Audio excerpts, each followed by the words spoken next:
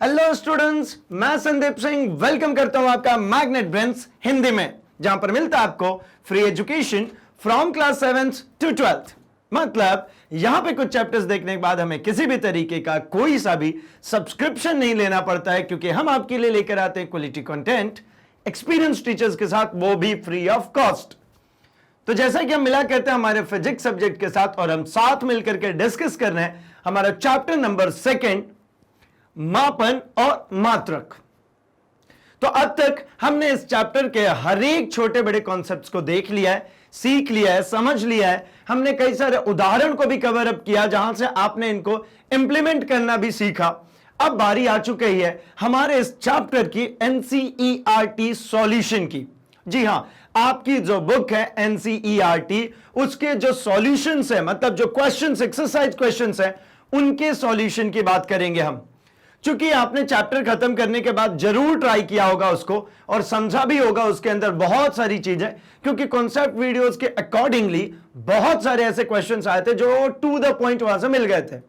But still एक बार हम जरा शुरू से आखिरी तक, मतलब पूरे ही क्वेश्चन एक बार हम कवर अप करते हैं, समझते हैं, सीखते हैं, और जो क्वेश्चंस आपको बनने लायक हो उनको आप पहले ही पॉज कीजिए, सॉल्व कीजिए, देन मैं आपको कवर करा रहा हूं, आप उस आंसर को मैच भी कीजिएगा। ठीक है भाई। और एक चीज मैं बताते चलूं, ये जो सेगमेंट है, मतलब ये जो एनसीईआरटी सॉल्यूशन वाला जो पार्ट है, ये बहुत इंपॉर्टेंट पोर्शन होता है भाई, क्योंकि यहां पर हम इंप्लीमेंट करना सीखते हैं।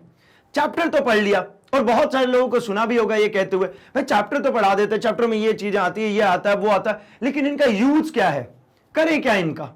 तो जब आप किसी रिफ्रेशर को उठाते हैं, वहां पर नंबर ऑफ क्वेश्चंस ज्यादा देखने को मिलते हैं, तो वहां टू द पॉइंट्स सीधे सीधे आपको क्वेश्चंस दे दिए जाते हैं। बट हमारी एनसीईआरटी कुछ इस प्रकार से क्वेश्चन को पेश करती है कि आपको लगता है कि हाँ, ये रेगुलर लाइफ में कहीं ना कहीं चीजें रिलेट कर रही हैं। ठीक है ना। आपको देखने से लगता है ना भाई कि एनसीईआरटी को लगता है कि तो लेंदी सी क्वेश्चन पूछा है, तो लेंदी सा कुछ नहीं होता, वो रियल लाइफ में किस तरीके से इंप्लीमेंट होगा वैसे क्वेश्चंस फ्रेम करते हैं। ठीक है ना। मतलब यहां पे हम जितने भी क्वेश्चंस कवर अप करेंगे, सभी क्वेश्चंस एक नए वैरायटी की होंगी, मतलब हर एक का मॉड्यूल अलग होता चला जाएगा।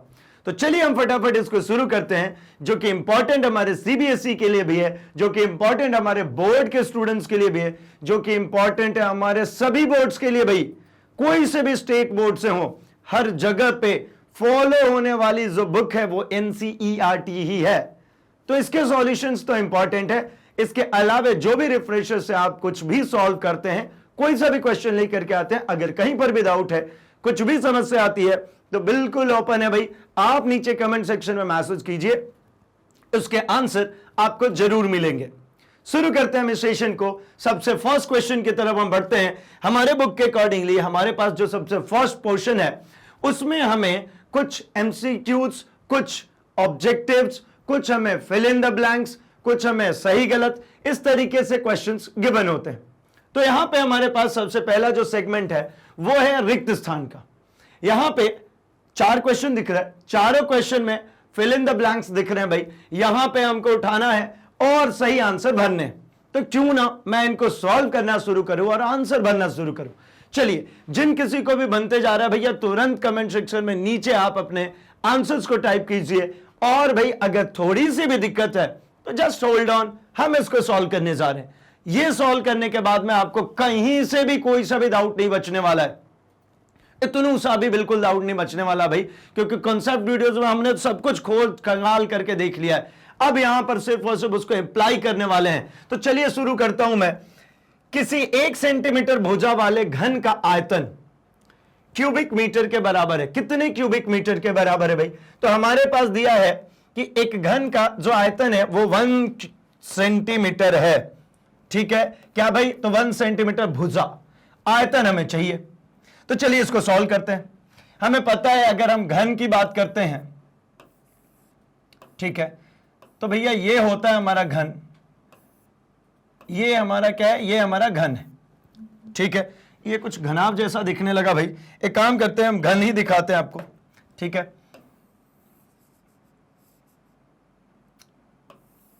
ये करीब करीब घन दिख रहा है। ठीक है ना। घन और घनाभ में डिफरेंस क्या है भाई? तो घन की अगर हम बात करते हैं तो सभी जो साइड्स होती हैं वो बराबर हो जाती हैं, ठीक है, और घनाभ की बात करते हैं तो उसमें साइड्स बराबर नहीं देखने को मिलता, ठीक है ना। तो यहां पर कह रहे हैं कि सभी जो साइड्स हैं, चूंकि घन है तो सभी साइड्स कितने की है, 1 सेंटीमीटर 1 सेंटीमीटर एंड 1 सेंटीमीटर, ठीक है। तो अगर तीनों ही साइड्स मुझे 1 सेंटीमीटर की मिल रही है, ये भी 1 सेंटीमीटर, ये भी 1 सेंटीमीटर, एंड जो इसकी विड्थ है, लेंथ है और हाइट है, तो हाइट भी भैया 1 सेंटीमीटर। अब मुझे क्या चाहिए, आयतन। तो आयतन का फॉर्मूला क्या होता है भाई, आयतन जो होता है वो होता है लंबाई गुणे चौड़ाई गुणे ऊंचाई, ठीक है। लंबाई गुणे चौड़ाई ऊंचाई तीनों को करूंगा तो क्या होगा, 1 centimetre into 1 centimetre into 1 centimetre, तो ये फाइनली 1 क्यूबिक सेंटीमीटर बन गई। लेकिन मुझे क्या चाहिए, मुझे चाहिए 1 क्यूबिक सेंटीमीटर को कन्वर्ट करना है 1 cubic metre, sorry cubic metre में।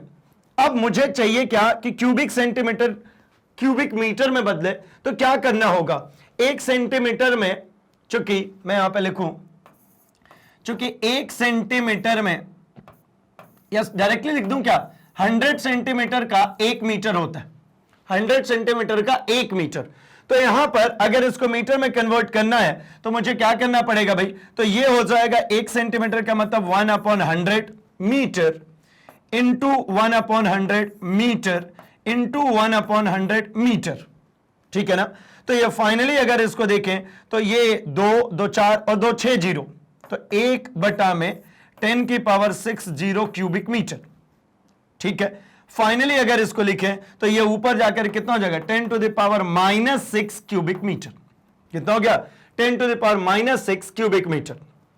तो आइए भाई यहां पर रख दें 10⁻⁻6 क्यूबिक मीटर। चलिए, आई होप आपको यह समझ में आया। यहां पर करना क्या था भाई, क्यूबिक सेंटीमीटर को क्यूबिक मीटर में कन्वर्ट किया, क्योंकि देखिए अगर उसको मैग्नीट्यूड के बारे में कुछ पूछना होता, कुछ और जानकारी चाहिए होती, तो यहां 1 की जगह कुछ और वैल्यू देता। उसको मैग्नीट्यूड में बहुत हद तक इंटरेस्ट नहीं, क्योंकि उसको पता आप मल्टीप्लाई तो जानते ही है ना, गुणा तो कर ही लेते हो ना भैया। तो गुणा करने आपसे नहीं सिखा रहे, आपसे सिर्फ और सिर्फ क्या सिखा रहे हैं कि भैया ये सेंटीमीटर को मीटर में कैसे चेंज करेंगे। तो आपको ये भी आता है सेंटीमीटर का मीटर में, लेकिन अब कहने हमने तो नॉर्मल आपको क्यूबिक सेंटीमीटर दिया, अब क्यूबिक मीटर में चलिए। तो क्यूबिक में चलना था तो 3 बार मल्टीप्लाई करके ही जाया जा सकता है। जैसे हम दूसरे क्वेश्चन में पहुंचते हैं, 2 सेंटीमीटर त्रिज्या और 10 सेंटीमीटर की ऊंचाई वाले सिलेंडर का पृष्ठ क्षेत्रफल स्क्वायर मिलीमीटर में चाहिए। यहां पर अगर आप देखिए, यहां पर एक छोटी यूनिट थी, इस छोटी यूनिट से हम बड़े यूनिट में चले थे। अब यहां कह रहे हैं एक छोटी यूनिट है और उससे भी अब छोटी यूनिट में चलिए। भाई मीटर होता है मेरा स्टैंडर्ड यूनिट लेंथ का, यहां पर मीटर की जगह क्या किया बने, सेंटीमीटर। और कह रहे और छोटा चलिए, कहां चलो भाई, मिलीमीटर में चलो। तो एक काम करते हैं ना, जरा हम वैल्यूज लिखते हैं। 2 सेंटीमीटर त्रिज्या और 10 सेंटीमीटर हाइट है। आइए, 2 सेंटीमीटर त्रिज्या और 10 सेंटीमीटर हाइट। जो रेडियस है वो है भैया 2 सेंटीमीटर और जो हाइट है वो है भैया हमारे पास 10 सेंटीमीटर। और हमसे पूछा जा रहा है पृष्ठ क्षेत्रफल। तो जब हम पृष्ठ क्षेत्रफल की बात करेंगे तो देखिए भाई, सिलेंडर है तो ऐसा कुछ होने वाला है, ठीक है। और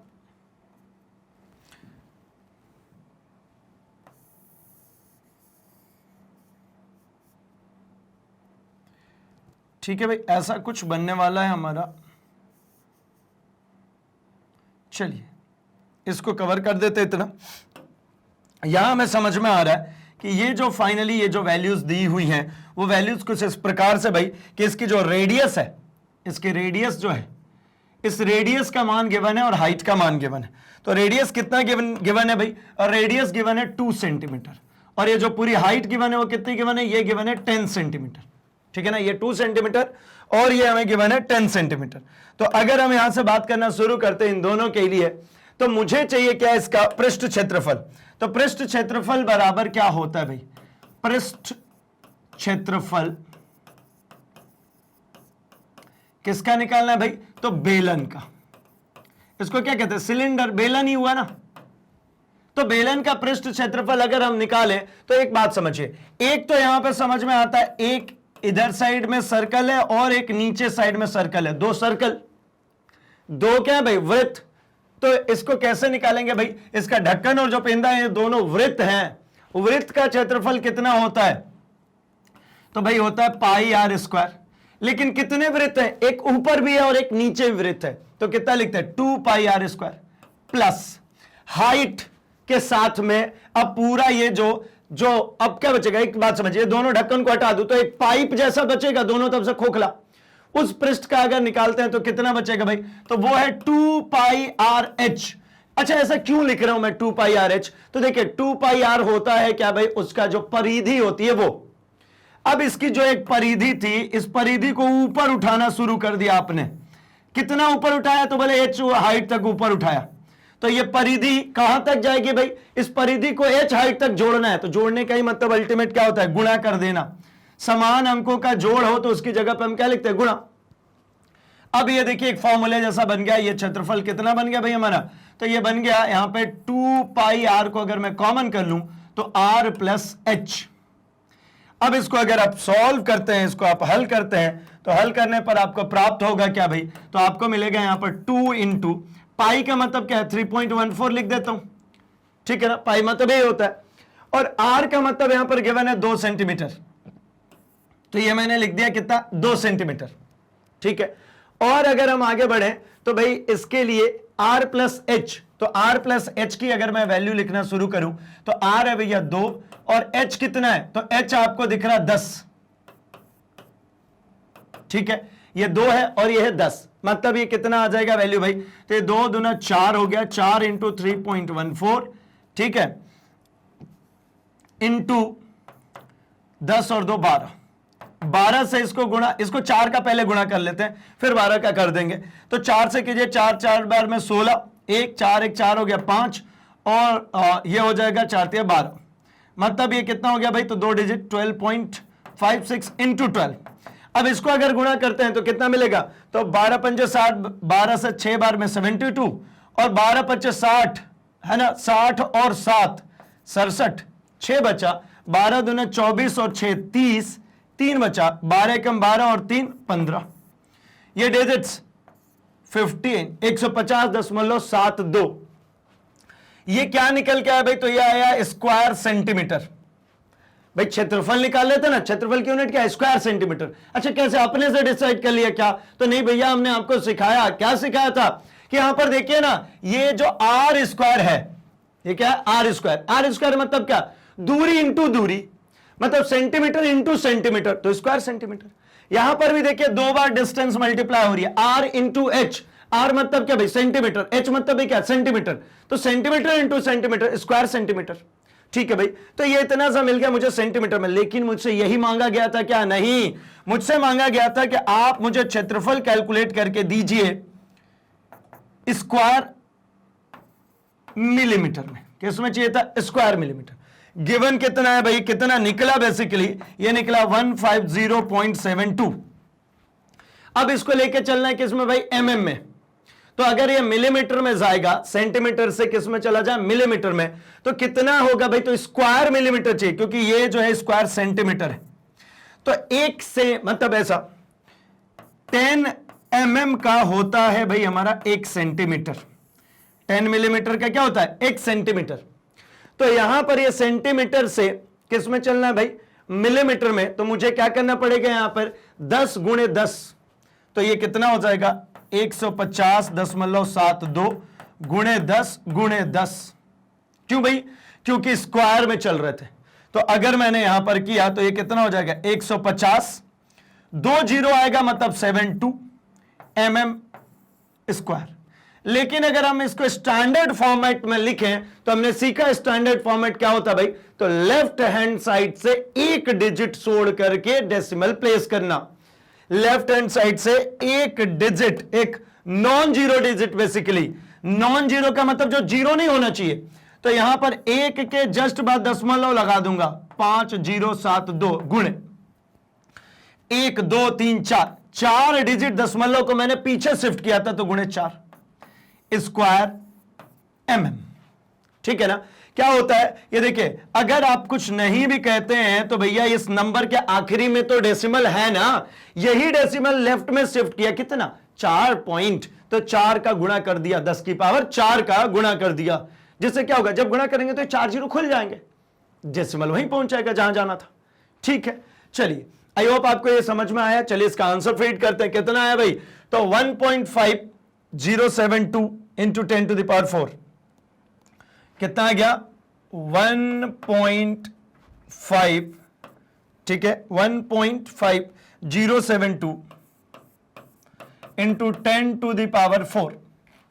ठीक है भाई, चलिए आगे बढ़ता हूं, मैं अगले की बात करता हूं। अगर कोई गाड़ी 18 किलोमीटर पर आवर की स्पीड से चल रही है तो यह 1 सेकेंड में कितने मीटर चलेगी, इसको कितना चलाना भाई, 1 सेकेंड में कितना चलेगी। तो इसके लिए तो बहुत ही आसान है, हमें 2 तरीके यहां पर पता है।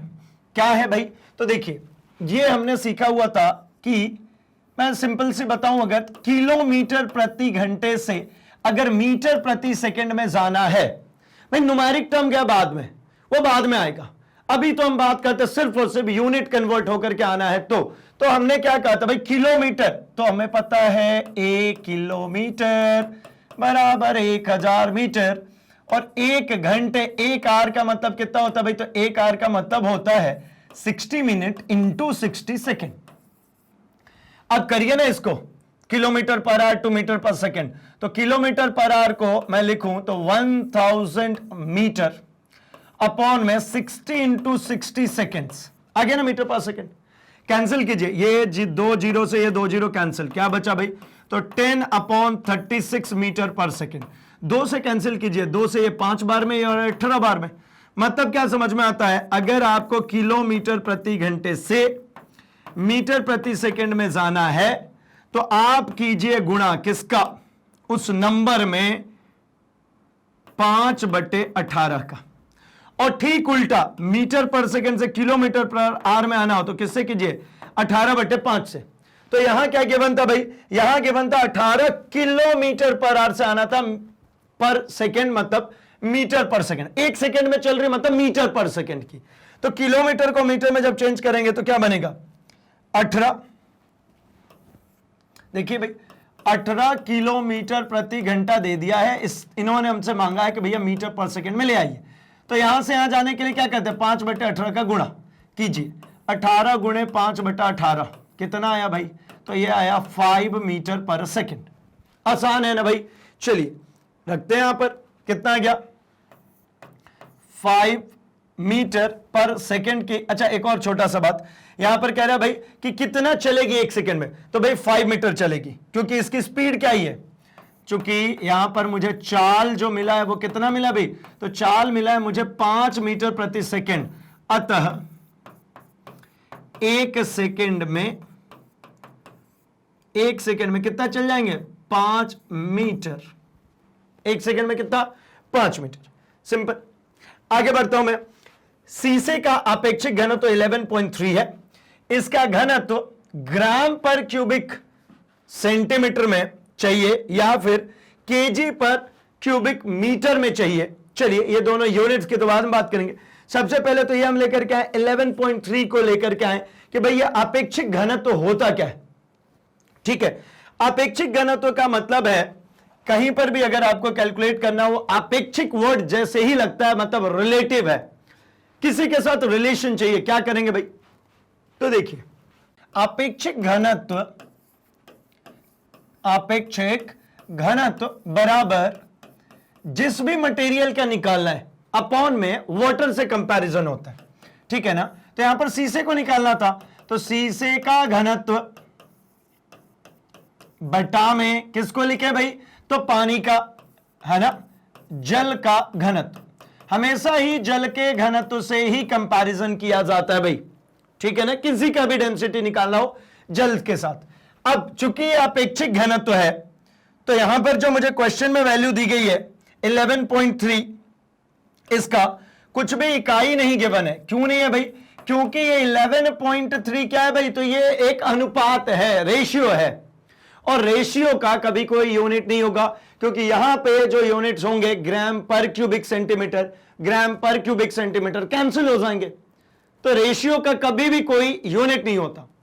मुझे क्या चाहिए, सीसा, तो मैं यहां लिख देता हूं सीसे का घनत्व बटा में जल का घनत्व। तो जल का घनत्व कितना होता है भाई, तो जल का घनत्व होता है 1 ग्राम पर क्यूबिक सेंटीमीटर। ठीक है, क्या होता है भाई, 1 ग्राम पर क्यूबिक सेंटीमीटर।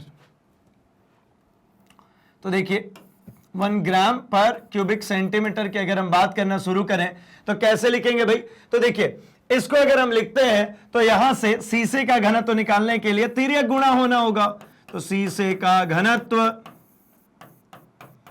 बराबर 11.3 इंटू 1 ग्राम पर क्यूबिक सेंटीमीटर।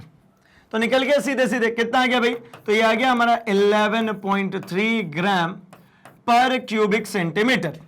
ठीक है, तो आइए यहां पर आंसर की बात कर लेते हैं, कितना है 11.3 ग्राम पर क्यूबिक सेंटीमीटर। ठीक है, मैच भी कर लेते भाई, 11.3 ग्राम पर क्यूबिक सेंटीमीटर।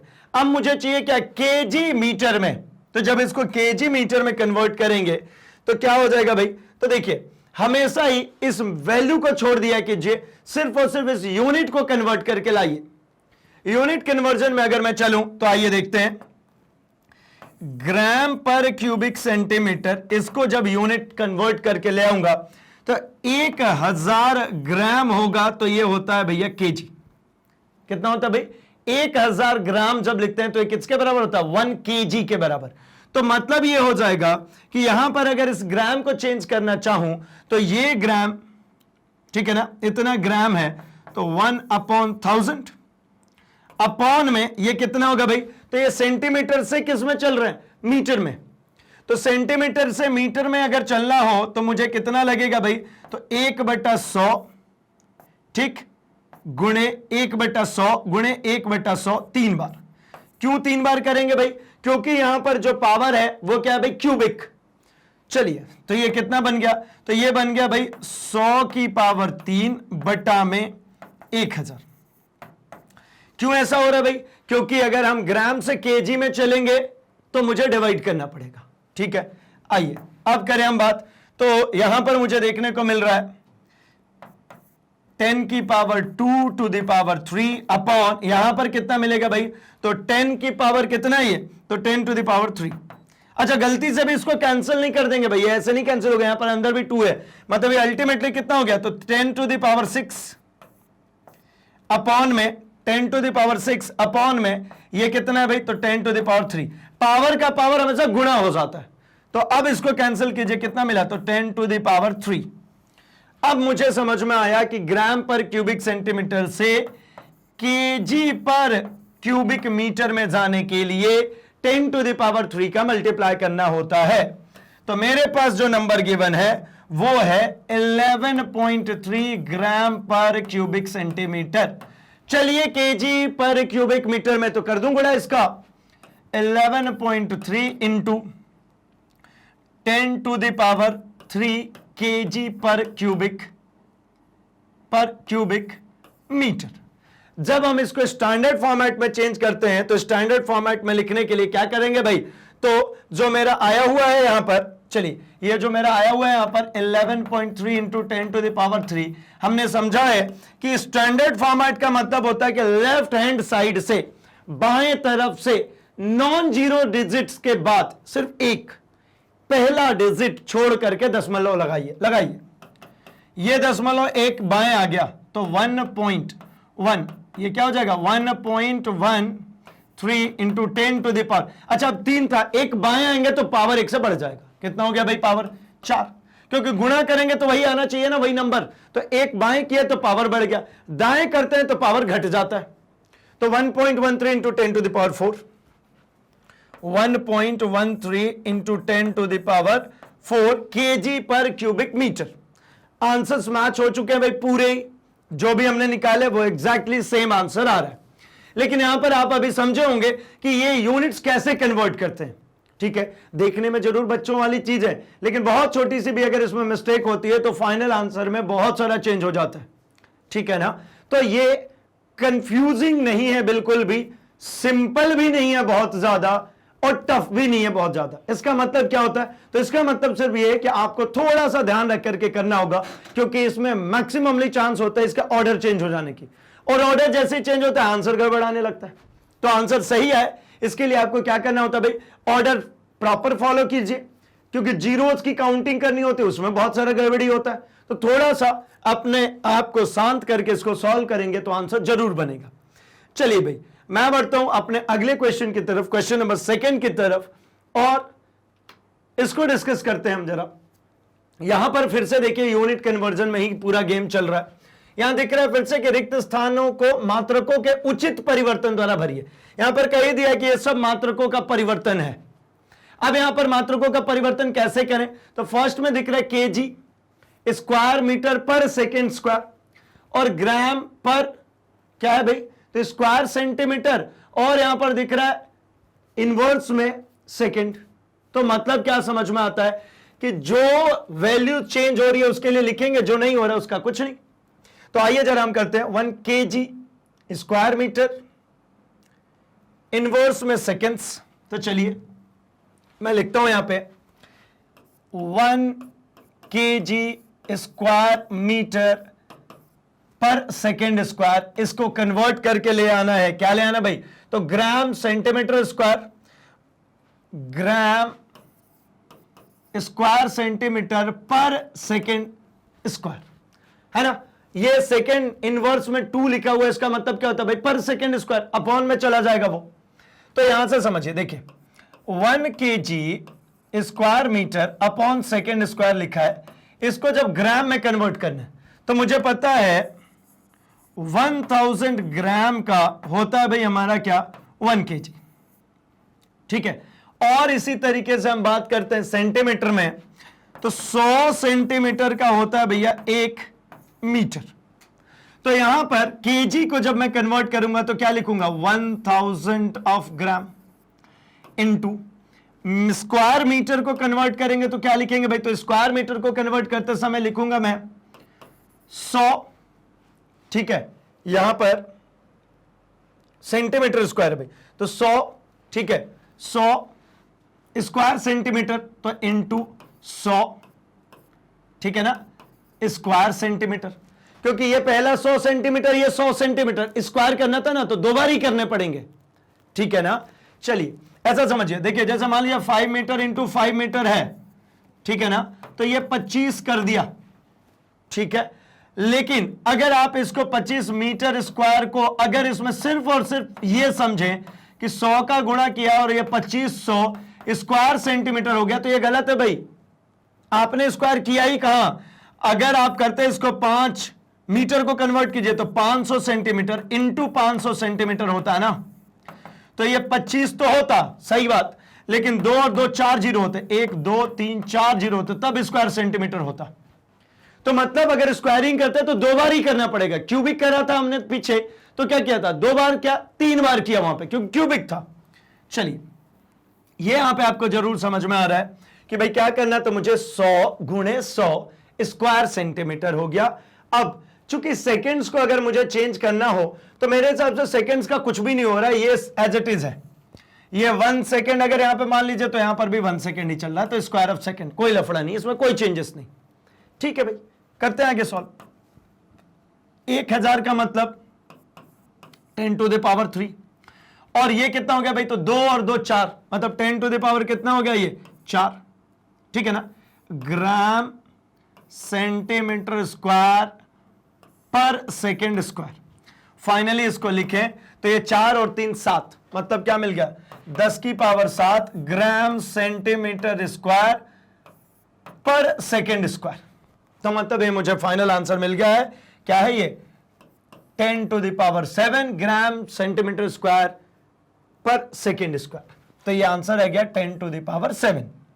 चलिए आंसर भी मैच करते चले, तो फर्स्ट का आंसर मुझे मैच हो गया भाई 10⁻7। सेकेंड की बात करते हैं, मीटर को मुझे लाइट ईयर्स में चेंज करना है। क्या करना है भाई, मुझे मीटर को चेंज करना है लाइट ईयर्स में। तो 1 मीटर को अगर आप लाइट ईयर्स में चेंज करते हैं तो ये वैल्यू सीधे सिंपल सी है भाई 106 into 10 to the power -16 light years. ठीक है, क्योंकि ये सब कुछ, ये पूरे नंबर्स आपको थोड़े बहुत याद रखने होंगे, क्योंकि ये कन्वर्जन सीधे सीधे भाई स्टैंडर्ड यूनिट से, जैसे मैंने सेंटीमीटर याद किया उसी तरीके से मैं मीटर से लाइट ईयर में आता हूं। तो मीटर से लाइट ईयर का मतलब कितना होता है? तो मीटर बहुत छोटी यूनिट है। लाइट ईयर एस्ट्रोनॉमिकल ऑब्जेक्ट्स को मेजर करने के लिए यूज करते हैं। ठीक है ना, मतलब एक ग्रह से दूसरे ग्रह के बीच की दूरी, इन सब चीजों के लिए आती है। या फिर ग्रहों की बात करें तो ये भी फिर भी किलोमीटर में आप मेजर कर लेंगे। अगर एक तारे से दूसरे तारे की बात करें तो ये हमारा लाइट ईयर्स में चलता है। तो ये ध्यान में रखेंगे 106 इंटू 10 टू द पावर -16 होता है लाइट ईयर्स, किसमें? 1 मीटर में। अब आगे बात करते हैं 3 मीटर पर सेकेंड स्क्वायर से किलोमीटर पर आर स्क्वायर। ध्यान रखेंगे अब से पहले जो हमारे पास चीजें चल रही थी वो जैसे 18/5 जो कर रहे थे या 5/18 जो कर रहे थे, ये क्या था भाई? तो मीटर पर सेकेंड के लिए था। ठीक है, मीटर पर सेकेंड से हम चल के जा रहे थे किसमें? किलोमीटर पर आवर में, या किलोमीटर पर आवर से मीटर पर सेकेंड में। लेकिन अब नहीं है, अब ये स्क्वायरिंग है।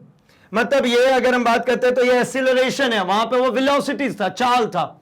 ये त्वरण है। मीटर पर सेकेंड स्क्वायर क्या होता है? त्वरण। तो जब इसको कैलकुलेट करना होगा तो कैसे करेंगे?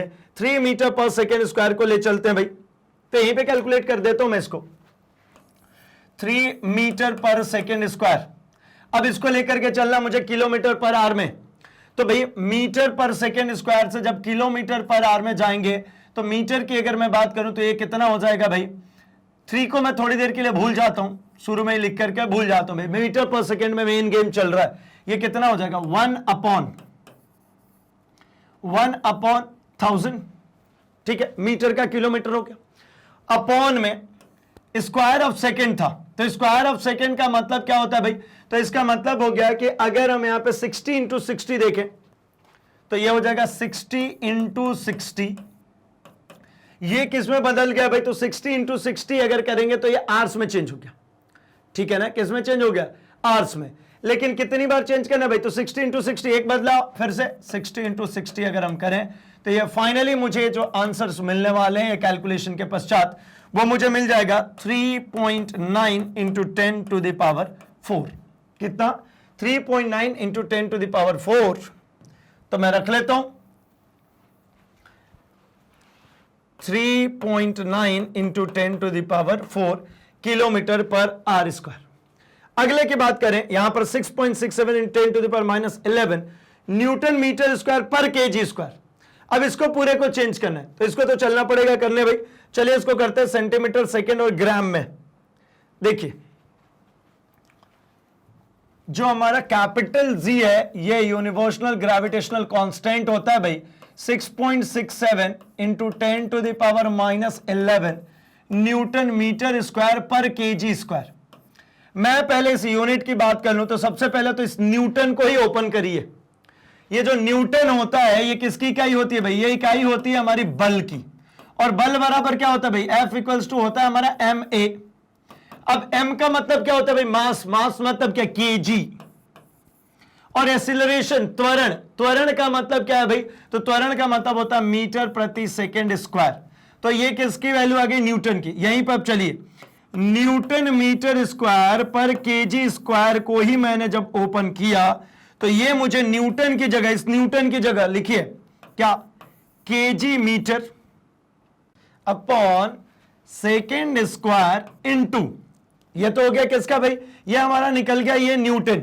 अब यहां पर metre square upon KG square already था तो वो तो चलेगा ही, मीटर स्क्वायर अपॉन में केजी स्क्वायर।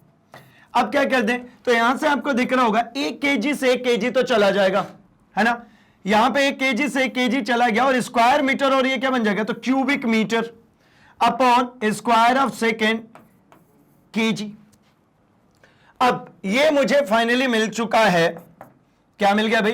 तो ये मिल गया मुझे KG, KG inverse cubic metre और ये सेकेंड -2। अब मुझे इसको चेंज किस में करना है? तो मुझे इसको ले आना है सेंटीमीटर का क्यूबिक, सेकेंड -2 है, और ग्राम इनवर्स में। तो सेंटीमीटर क्यूबिक मुझे किस में चाहिए भाई?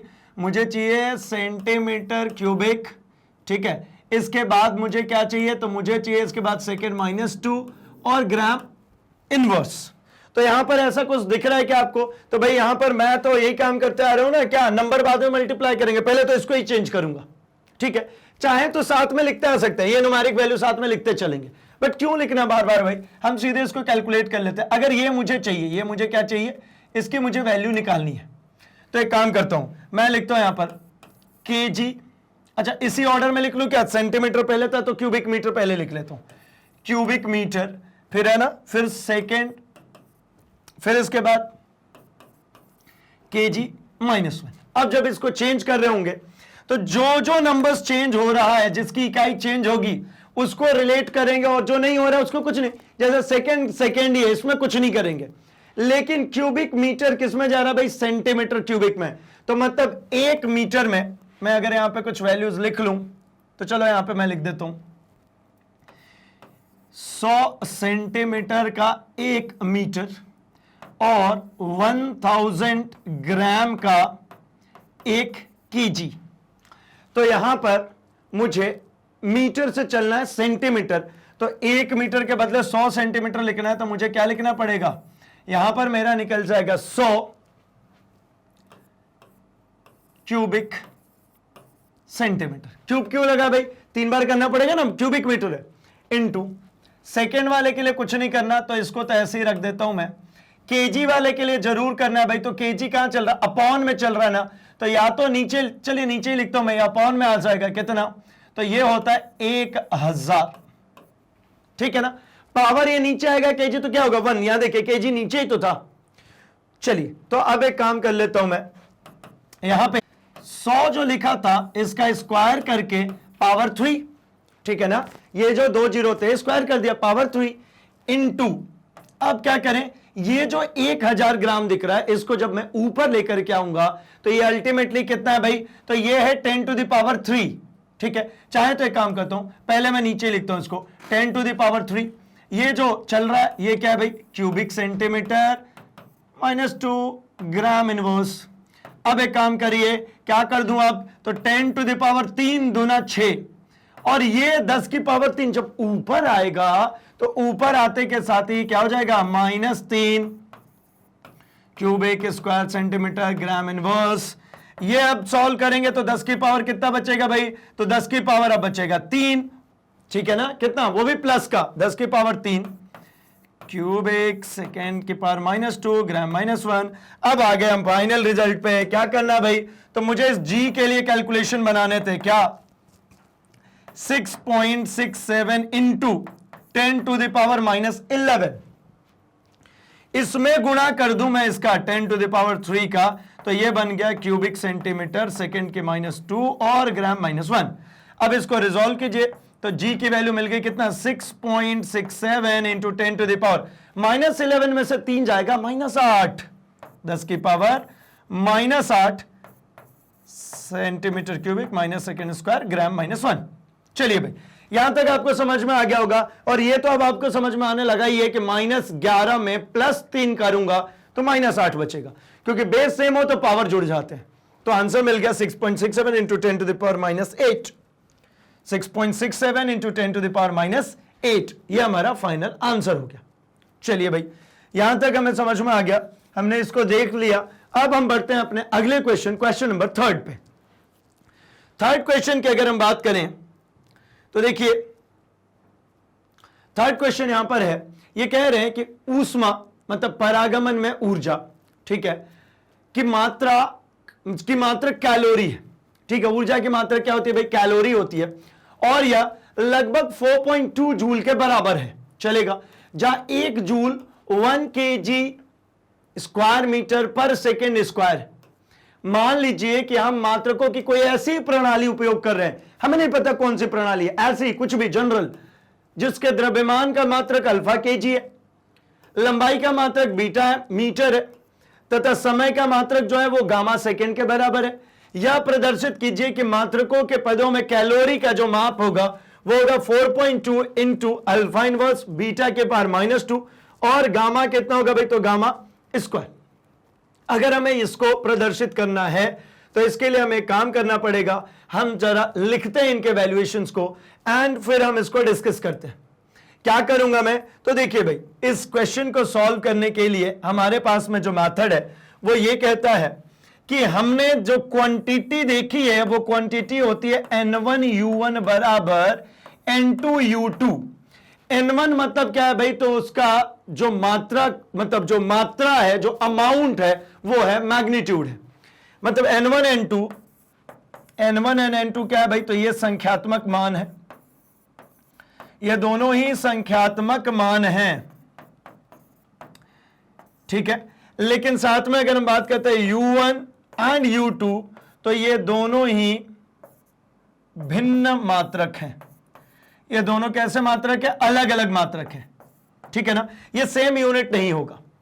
तो इसके लिए हम जब फॉर्म्स लिखना शुरू करेंगे तो मुझे अगर चाहिए क्या भाई, मुझे चाहिए n2, तो n2 के लिए क्या बनेगा यहां पे formula, n2 is equals to, n2 को ये रखिए तो n1 की तरफ क्या जाएगा, u1, यहां गुणा में इधर जाएगा तो भाग में चला जाएगा, क्या बन गया भाई, n1 गुणे u1 अपॉन u2, यही बनेगा फॉर्मूला, n1 गुणे u1 अपॉन u2। और यूनिट्स को जब हम लिखते हैं तो क्या लिखते हैं, n1, मान लीजिए m की बात करूं तो यहां पर सबसे पहले क्या आ जाएगा भाई, तो m1 अपॉन m2 इनटू, या ऐसे ही लिख लेता हूं, L1 अपॉन L2, और यहां पर आ जाता है T1 अपॉन T2, क्योंकि जब यूनिट्स की बात करते हैं तो MLT तीनों फॉर्म्स की हम बात कर लेंगे, तीनों फॉर्म्स में हम रख लेंगे। चलिए तो इसको सॉल्व करके थोड़ा सा देख लिया जाए, तो इसके सॉल्यूशन में हमको मिलने वाला है n2 बराबर, अच्छा पहले तो इसकी गिवन वैल्यूज की बात कर लूं मैं कि दिया क्या क्या है।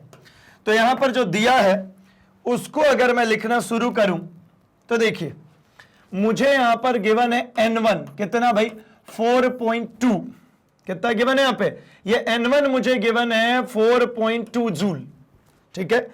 इसके बाद मुझे जो गिवन है वो चीजें हैं भाई, n1 के बाद u1 u2, मतलब u1 और u2 में अगर हम बात करते हैं तो u1 और u2 में देखिए, मुझे अगर मैं बात कर लेता हूं मेरे m1 की, इसी तरीके से हम बात कर लेंगे L1 की, और इसी तरीके से हम बात करेंगे T1 की, क्योंकि M1 L1 T1 U1 है, यही U1 है भाई, यूनिट 1। और अगर हम बात करते हैं इसी तरीके से यहां पर N2, तो ये मुझे कैलकुलेट करना है, M2 L2 और T2 इनके मान हमें यहां पर दिए गए। अगर M1 L1 और T1 की बात करें तो M1 L1 T1 कितना, 1 kg square metre second square, ठीक है ना। तो ये गिवन कितना है भाई, मुझे ये गिवन है 1 kg, ये कितना हो जाएगा 1 kg, ये 1 स्क्वायर मीटर, और ये 1 स्क्वायर ऑफ, है ना, पर सेकेंड स्क्वायर, ठीक है। अगर M2 की बात करें तो यहां पर ये गिवन है अल्फा, बीटा और गामा, तो यहां पर मैं लिख लेता हूं, ये अल्फा kg है, ये बीटा मीटर है, और ये गामा सेकेंड है। मुझे नहीं पता कि ये जिस यूनिट में लिखा गया है, वो जो फॉर्मेट जो लिखा जा रहा है भाई, ये देखिए ये यूनिट है अल्फा बीटा गामा की। तो जब हम इनको लिखना शुरू करेंगे, ठीक है ना, तो हमारा जो फॉर्मूला अभी निकल के आया था उसने कहा है कि भाई होता है मेरा n2 is equals to n1 times of m1 upon m2, फिर इसी तरीके से L1 अपॉन L2, और इसी प्रकार से T1 upon T2, U1 upon U2 आया था। अब इस फॉर्मूले के अकॉर्डिंगली देखें तो n1 की वैल्यू कितनी है। अच्छा यहां पर और एक बात मैं कर लूं, इसको मैं लिख लेता हूं ऐसे जनरली ABC मतलब क्या है, इनके जो पावर्स आएंगे, ठीक है ना। अब यहां पे गिवन क्या है उसके हिसाब से चलिए देखते हैं। मुझे यहां पर दिख रहा है कि ये है 4.2, कितना है भाई, ये n1 है मेरे पास 4.2। m1 की अगर मैं बात करता हूं तो ये कितना है भाई, तो m1 जो मुझे दिख रहा है वो दिख रहा है 1 kg, ठीक है। ये कितना है भाई, तो ये है मेरे पास 1 kg, अपॉन में ये क्या है भाई, तो ये है अल्फा kg, ठीक है। इसी प्रकार से मैं L1 अपॉन L2 की बात करूं तो ये 1 मीटर, अपॉन में क्या है भाई, तो ये बीटा मीटर, यूनिट्स में लिखते चलो। पावर में क्या चल रहा है, तो यहां पे स्क्वायर चल रहा है, कितना चल रहा है भाई, ये स्क्वायर चल रहा है, ठीक है। अब इसी तरीके से मैं यहां पर बात कर लेता हूं कि भाई टाइम की अगर मैं बात करता हूं तो टाइम है 1 सेकेंड। अपॉन में यहां पर क्या गिवन है भाई, तो यहां पर है गामा, ये 1 सेकेंड, ठीक है, -2 और ये गामा, ठीक है। तो मैं इस पावर को उठाता हूं और इस पावर को पहुंचा देता हूं भाई कहां पे, तो इस पावर को सीधे जो ABC हमने फॉर्म्स लिखे हैं वहां ले चल लेते हैं। यही दोनों पावर्स को उठा करके हम कहां ले चले भाई, तो हम कर लेते हैं इसके बाहर, मतलब ये हो गया हमारा 2 और ये हो गया हमारा -2, ठीक है। अब इसके बाद हम कैलकुलेशन शुरू करें तो हमें यहां पर मिलने वाला है, देखिए, ठीक है। अगर अब यहां पर कैलकुलेशन शुरू करते हैं तो आइए देखते हैं 4.2, ठीक। अब ये केजी वाला ये जो पोर्शन है ये खत्म, मीटर भी खत्म और यहां से सेकंड भी खत्म। तो आपको यहां से क्या दिख रहा है भाई, तो यहां से आपको दिख रहा है 1/अल्फा, ठीक है। ये क्या दिख रही है यहां पे दिख रही है 1/अल्फा, यहां से क्या दिख रही है 1/बीटा, 1/बीटा, और पार में क्या चल रहा है भाई 2। अगर यहां पर हम बात करें तो 1/गामा, पार में क्या चल रही भाई, तो -2। अब अगर इनको लिखना शुरू करेंगे आप तो देखिए क्या लिखेंगे, 4.2, अल्फा को ऊपर ले जाइए, अब ये नीचे है ना, ऊपर जाएगा तो क्या होगा -1, बीटा ये नीचे, ऊपर जाएगा तो क्या होगा भाई, तो बीटा -1 तो होगा, बाहर 2 भी है तो -2, और गामा नीचे -2 है, अगर ऊपर जाएगा तो क्या हो जाएगा भाई, +2। तो अगर हम यहां पर जाकर के देखें तो 4.2 अल्फा इनवर्स बीटा के पावर -2 और gamma square, 4.2 alpha inverse beta के पावर -2 और गामा, ठीक है, गामा के पावर 2, ठीक, सेम टू सेम मेरे को वैल्यू यहां से देखने को मिल गई, ठीक है। तो इस प्रकार से यहां पर जैसे आप देख पा रहे होंगे तो हमारे जो एनसीईआरटी है वो इसी तरीके की चीजें डील करती है। क्या करते हैं भाई, अगर वो चाहते तो यहां पर आपको वैल्यू देते ना कुछ कह देते कि भैया सेंटीमीटर में चेंज कर दो, ठीक है ना। वो केजी मीटर सेकंड में दिया है तो यहां पर क्या कर दो भाई, ग्राम सेंटीमीटर और सेकंड्स में चेंज कर दीजिए, ऐसा ये नहीं करते। इन्होंने कहा नहीं भैया आप तो कुछ भी एक मर्जी से, कौन सा मर्जी से, तो बोले अल्फा बीटा गामा कुछ भी ले लो, कोई सी भी यूनिट हो, किसी भी यूनिट में चलना हो, तो आपको तो यहां से मेथड सिखाना उनका मकसद था। इसके जरिए आपने वो मेथड सीख लिया कि किस प्रकार से इस तरीके के क्वेश्चंस को सॉल्व किया जाता है, ठीक है ना। ये जब यूनिट चेंज करने की बात आती है तो कैसे होगा। चलिए भाई, तो हम बढ़ते हैं अपने अगले पोर्शन पे, अगले क्वेश्चन पे। बेसिकली ये आंसर होने के बाद तो अगला जो क्वेश्चन है, क्वेश्चन नंबर 4, यहां पर कह रहे हैं इस कथन की स्पष्ट व्याख्या कीजिए। क्या कथन है भाई, कि तुलना के मानक का विशेष उल्लेख किए बिना किसी विमीय राशि को बड़ा या छोटा कहना अर्थहीन है। इसे ध्यान में रखते हुए नीचे कथनों को जहां कहीं भी आवश्यक हो दूसरे शब्दों में व्यक्त कीजिए। मतलब ये जो कुछ 6 आपको पॉइंट दिया है, यहां पर डिस्कशन करना है, लेकिन उसके पहले जो ये स्टेटमेंट है इसकी बात करें, वो ये कहना चाह रहे हैं भाई कि अगर आप किसी को छोटा या किसी को बड़ा कह रहे हैं तो सबसे पहले आपको मानक बताना होगा। मानक का मतलब आपको एक रेफरेंस बताना होगा, एक स्टैंडर्ड बताना होगा। जैसे आप एक बात खुद स्वयं से बताइए, मैं ऐसा कहूं, ठीक है, कि भाई ये जो है ना, ये जो है ये बड़ा है, मैं ऐसे ही कह रहा हूं ये बड़ा है, तो क्या मैं ये सही स्टेटमेंट कह रहा हूं क्या? तो आप कहेंगे नहीं भैया ये गलत स्टेटमेंट है। कब तक? जब तक मुझे ये नहीं पता हो कि किससे बड़ा है। तो मैंने एक और बना दिया। अब मैं आपसे कहता हूं कि भैया ये जो है ये बड़ा है, तो बिल्कुल ये अब बड़ा है और ये इससे अब छोटा है। मतलब कब पता चला? जब ये मेरे लिए ये क्या कहलाएगा, ये है मेरा मानक। इस मानक से जब कंपैरिजन किया तो मुझे ये दिख रहा है कैसा कि ये बड़ा है, और अगर इसको मैं कहता हूं कि ये मेरा मानक है तो इसके जरिए मैं कह सकता हूं कि भैया ये मेरे इससे छोटा है। जब तक मुझे मानक नहीं पता तब तक हम कुछ बड़ा छोटा नहीं कर सकते। अर्थात मैं कहना चाहता हूं कि मानक अगर ज्ञात नहीं हो तो मैं किसी की भी तुलना नहीं कर सकता। तुलना कहीं पर भी करना हो, कंपैरिजन कहीं पर भी करना हो तो भैया मानक स्पष्ट होना चाहिए। बिना स्पष्ट मानक के आप कुछ भी नहीं कह सकते, कौन बड़ा कौन छोटा, कौन ज्यादा कौन कम, कुछ भी नहीं।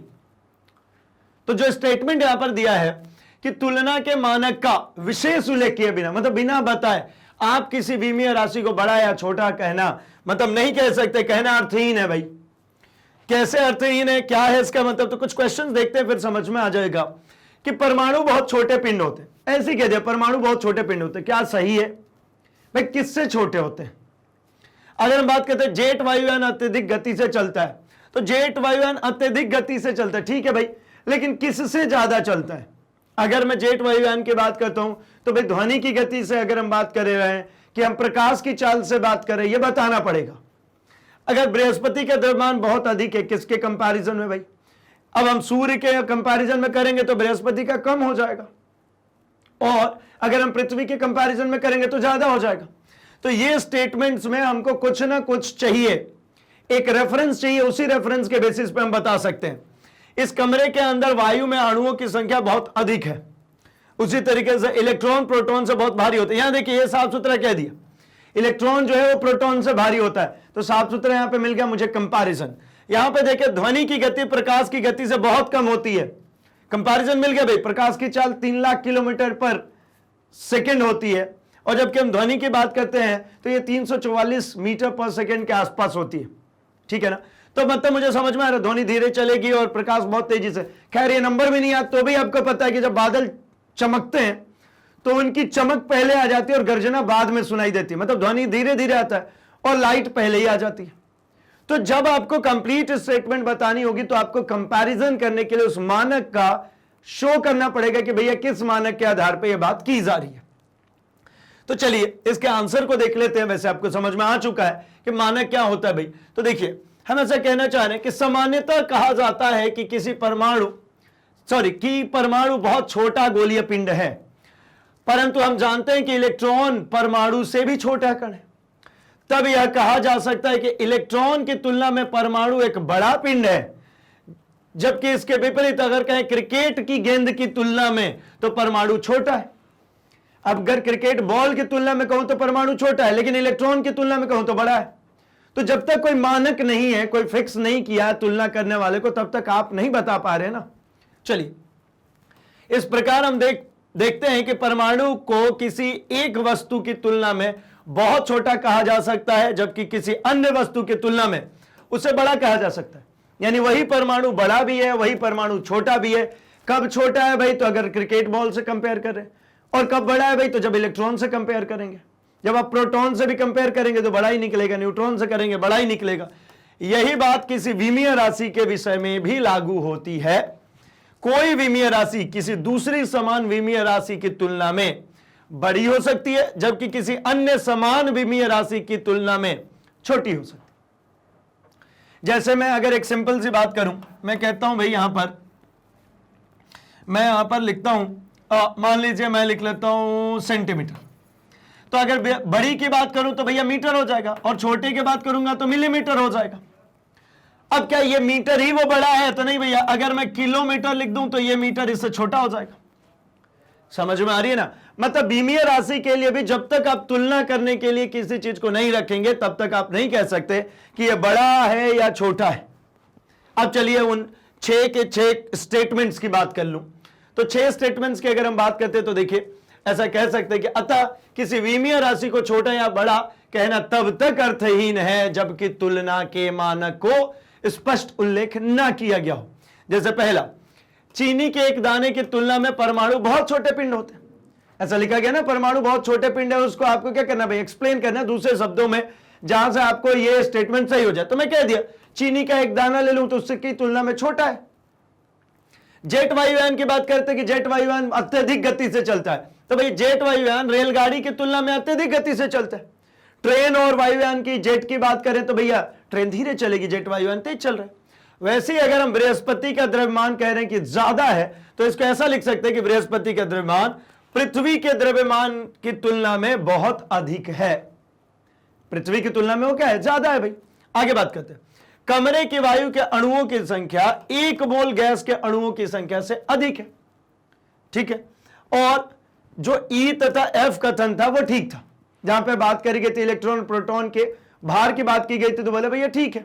बात की गई थी कि वहां पे वायु में ध्वनि की चाल, प्रकाश की जो चाल होती है उससे बहुत ही कम होती है। बिल्कुल सत्य बात है भाई, प्रकाश की चाल ज्यादा होती है और ध्वनि की चाल वायु में कम होती है। चलिए, तो ये दोनों स्टेटमेंट बिल्कुल सही थे। आगे बढ़ जाया जाए और अब डिस्कस करते हैं हम क्वेश्चन नंबर 5 को। क्वेश्चन नंबर 5 में कह रहे हैं कि लंबाई का कोई ऐसा नया मात्रक चुना गया, अपनी मर्जी से कुछ भी नया मात्रक है, जिसके अनुसार निर्वात में प्रकाश की चाल कितनी है भाई? 1 यूनिट। कितनी है? 1 यूनिट। किसमें? तो यह है निर्वात में प्रकाश की चाल। निर्वात में प्रकाश की चाल कितनी है भाई? तो ये हो जाएगी 1 यूनिट। मतलब इस क्लैरिफाई नहीं है कि ये मीटर पर सेकेंड है, किलोमीटर पर आवर है, कुछ नहीं पता, 1 यूनिट है, जो भी हो जाए।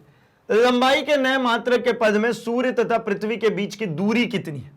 मतलब इसके टर्म्स में अगर बात करें तो यहां बतानी है मुझे दूरी।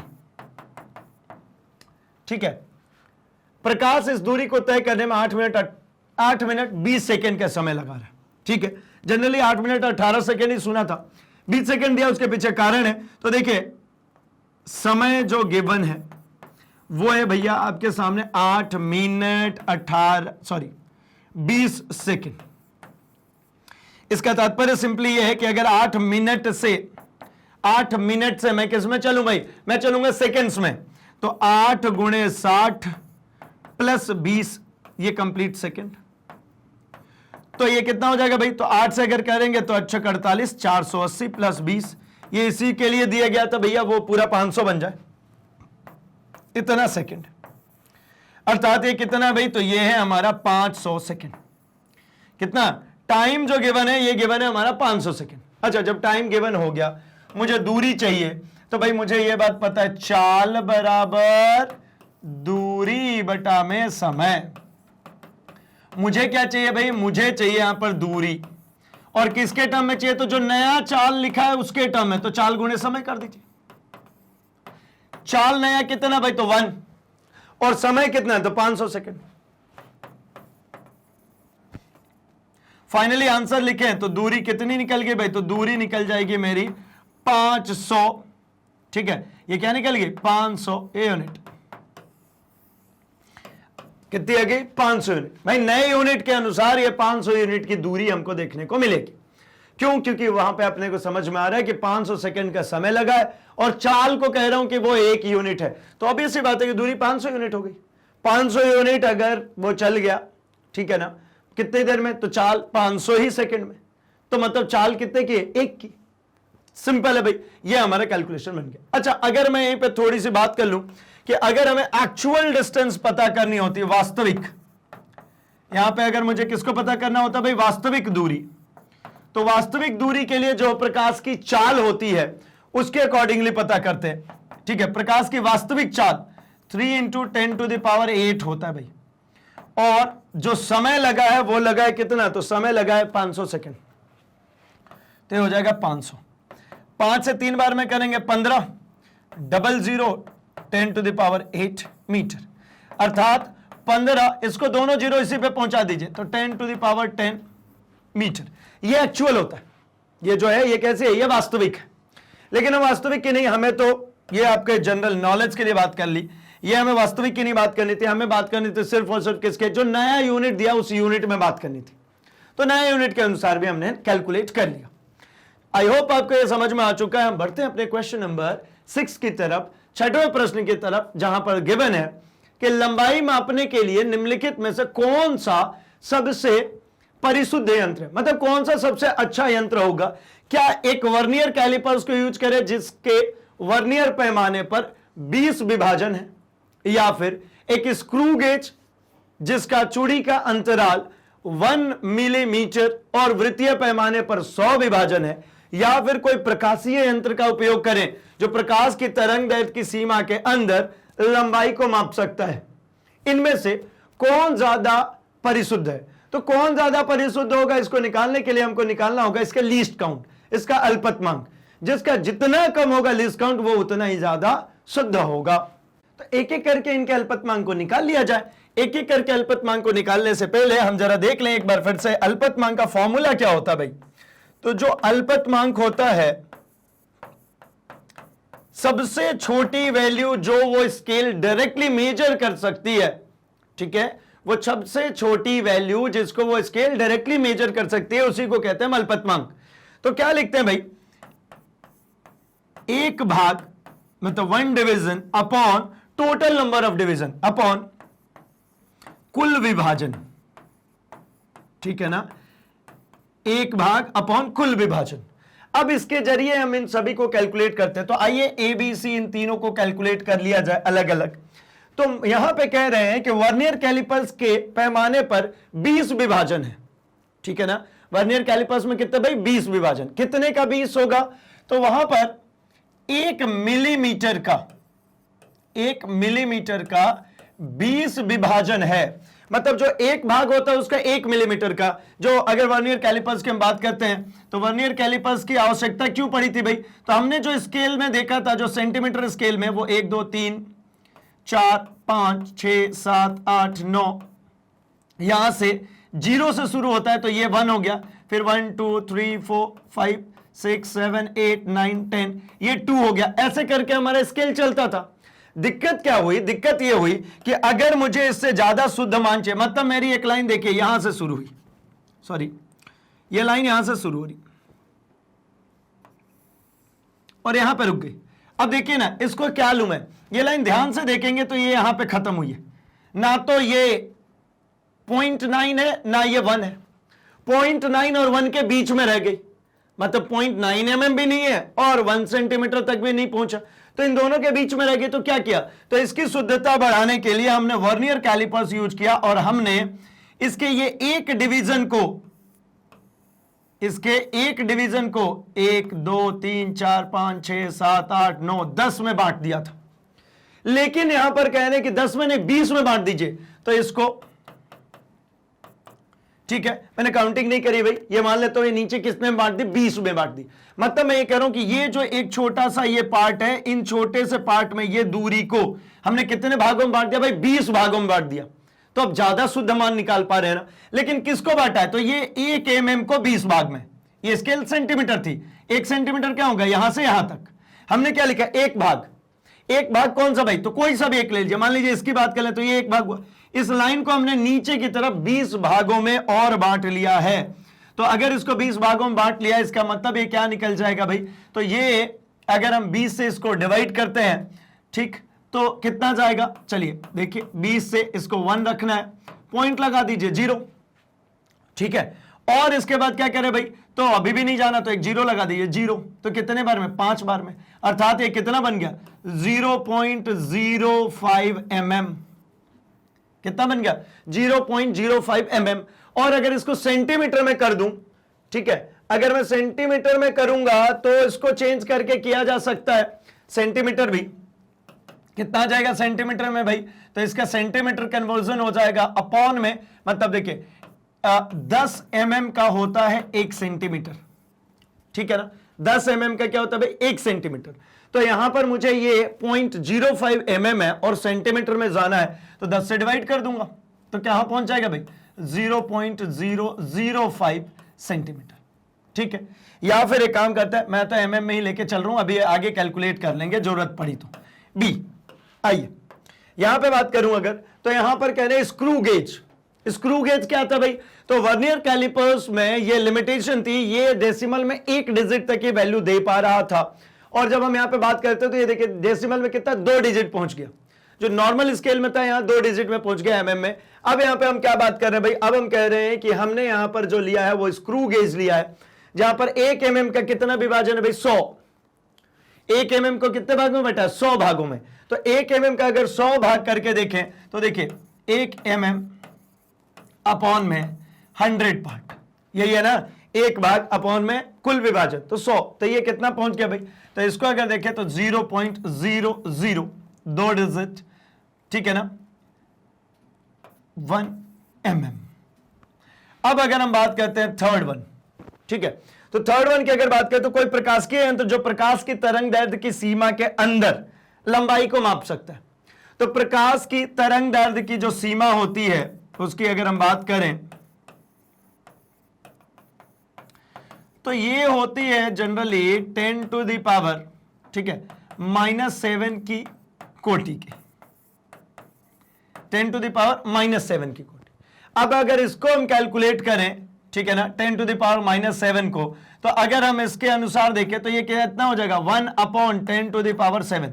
अब इसको लिखे तो 0.000 भैया 7 जीरो तक जाना पड़ेगा, ठीक है ना, ये कहां तक जाएगा 7 जीरो तक इसको कन्वर्ट करना पड़ेगा।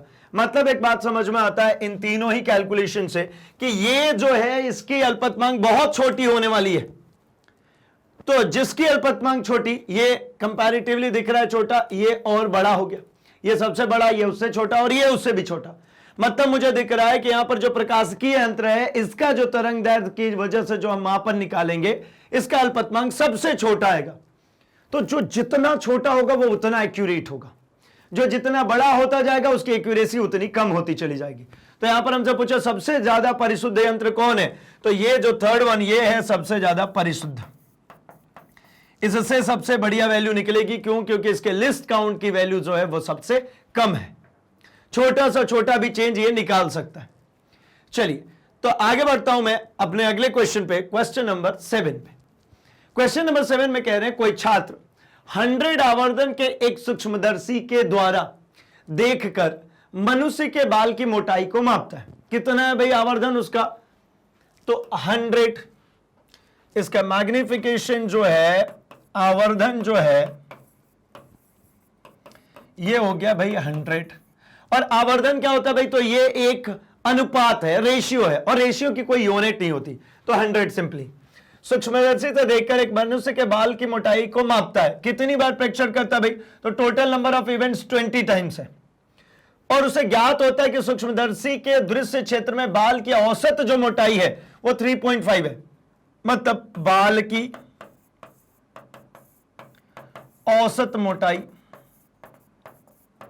औसत मोटाई से क्या तात्पर्य है भाई, तो उसने इस प्रेक्षण को 20 बार दोहराया था और उनका उसने क्या ले रखा है, एवरेज ले रखा है। तो औसत मोटाई उसको पता लगा कि भैया 3.5 mm है, ठीक है।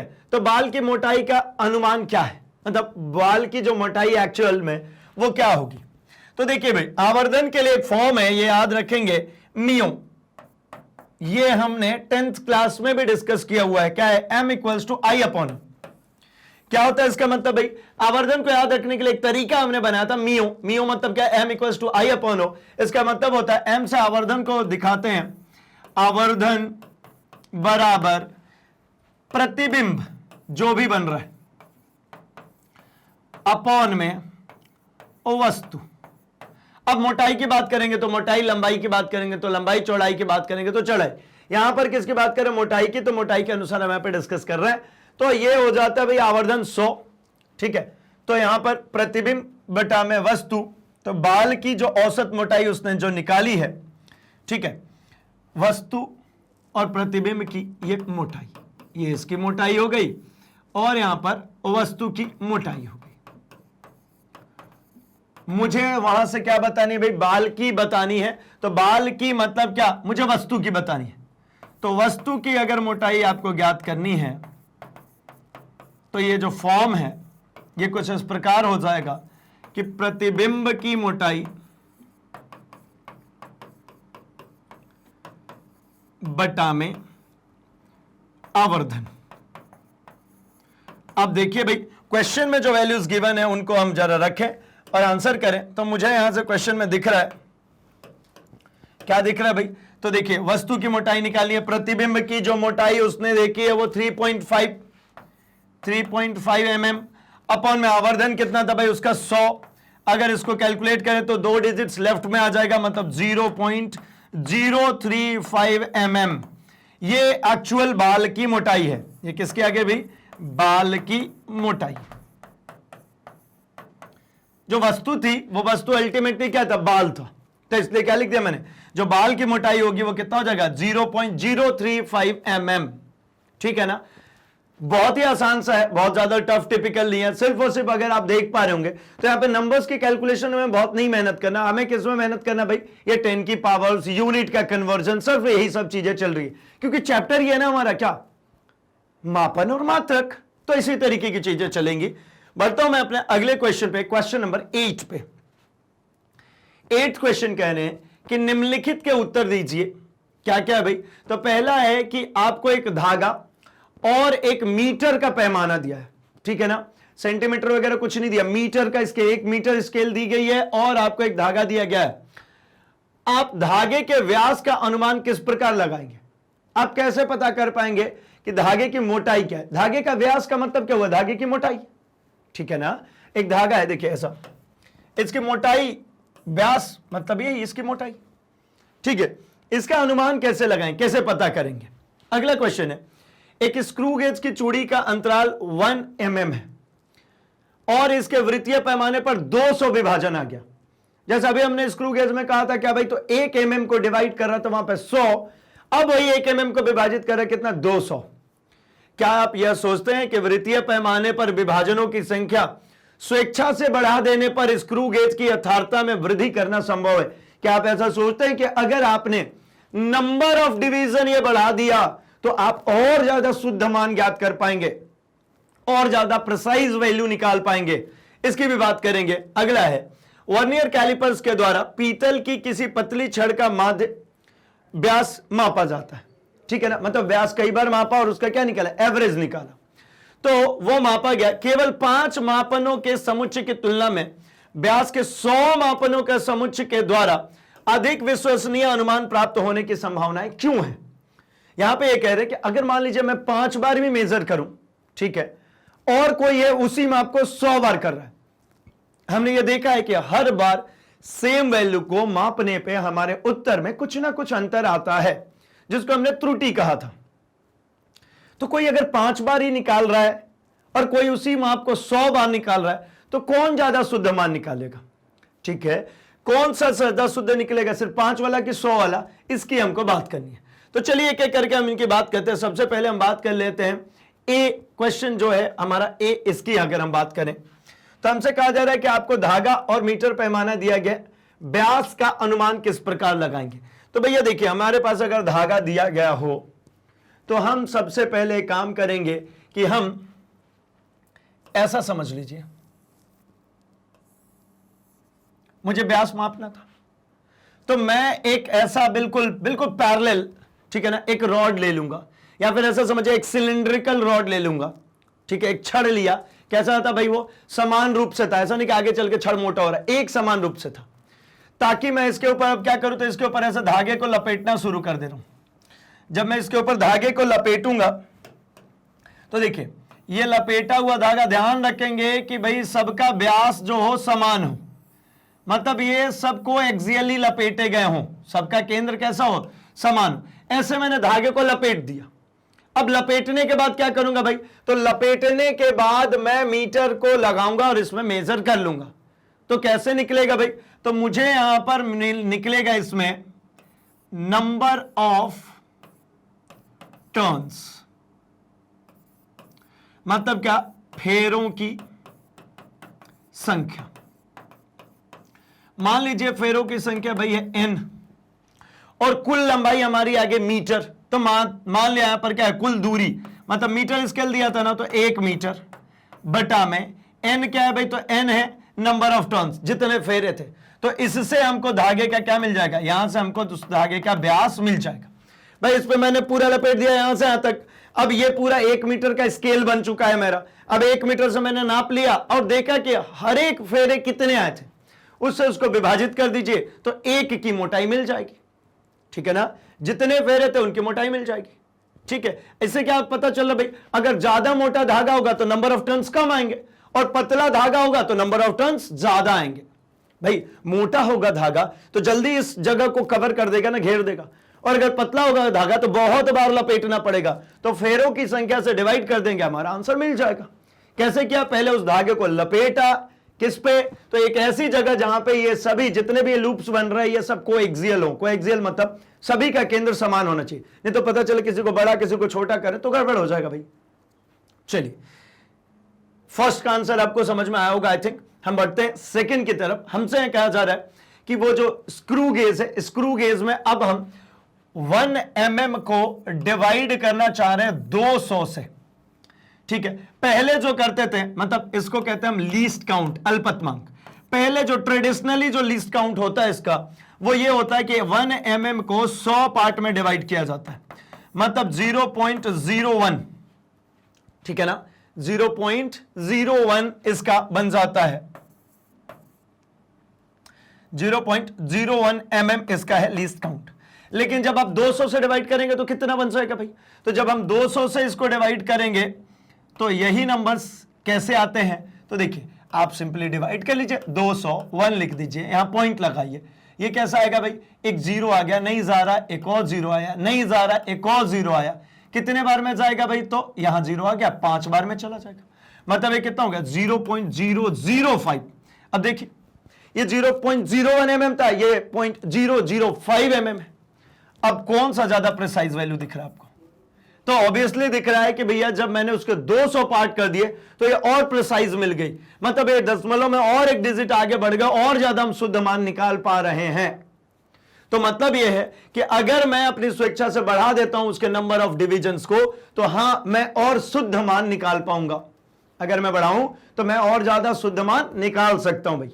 चलिए आगे बढ़े। अगर आखिरी क्वेश्चन सी इसकी, तो वर्नियर कैलिपर्स द्वारा पीतल के वर्नियर कैलिपर्स द्वारा पीतल के सही है, किसी पतली छड़ का माध्य व्यास मापा जाता है। अब किसी ने 5 बार नापा और किसी ने 100 बार, तो भाई कौन सा ज्यादा सही होगा? तो हमने पढ़ा है ए मीन जो हमने निकाला था, ए बार जो निकाला था, या फिर इसी को हम क्या कहते हैं? ए मीन के नाम से भी जानते हैं, ए मीन, ए माध्य जिसको कहते हैं। जब हमको बहुत सारा डेटा सेम चीज की कई बार मान निकालो और हर बार अलग आई, किसको शुद्ध माने? तो औसत निकालते हैं। औसत जब निकालते हैं तो कैसे निकालेंगे भैया इसका औसत? तो इसका औसत निकालते समय हमने ऐसा निकाला था भैया, जैसे मान लीजिए A1 plus A2 plus A3 plus A4 up to अगर करते चले जाए, अपॉन में हमने यहां पर क्या लिखा भाई? 100। कहां तक? A100 तक निकाला है। तो ये मेरे को ज्यादा शुद्ध औसत मिलेगा, जबकि अगर मैं सिर्फ 5 तक के लिए करता, सिर्फ 5 डिजिट्स में, तो वहां पर कम शुद्ध मिलता। तो नंबर ऑफ रिपीटिशन कह लीजिए, सेम प्रेक्षण को अगर आप बार बार दोहराते हैं, तो जितनी ज्यादा बार दोहराएंगे उतना ज्यादा शुद्ध मान आएगा। ठीक है ना? क्योंकि इस फॉर्मूले के अनुसार यही समझ में आता। अगर सिर्फ 2 के लिए निकालते तो और कम शुद्ध हो जाता। ठीक है ना? तो मतलब एवरेज ही जब आपको निकालना है, तो जितना ज्यादा सैंपल स्पेस के अंदर में हमारे परफॉर्मेंसेस होंगे, जितनी बार उस इवेंट को मैं रिपीट करूंगा, उतना ज्यादा मैं शुद्धता की ओर बढ़ रहा हूं।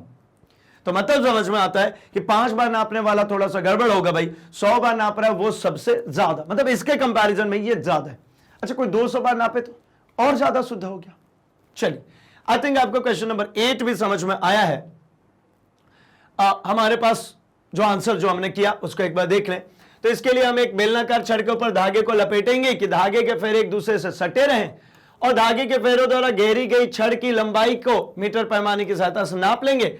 अब जो फेरों की संख्या n है उसको गिन लेंगे, यही तो हमने क्या, और उससे उसको डिवाइड कर देंगे, आंसर मिल जाएगा। बढ़ता हूं मैं अगले क्वेश्चन पे, क्वेश्चन नंबर 9 पे।